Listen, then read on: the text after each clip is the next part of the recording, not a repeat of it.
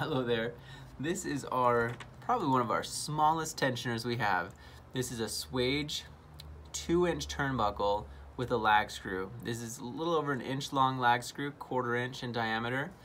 These guys are really nice for your shorter runs where you really just want everything to disappear. See how like this will be in the post right there? Very, very minimal. These will offer a little under 2 inches of tensioning, which is plenty as long as you cut your cable accurately and as snug as possible to begin with. And the cable inserts into the front here 1 inch.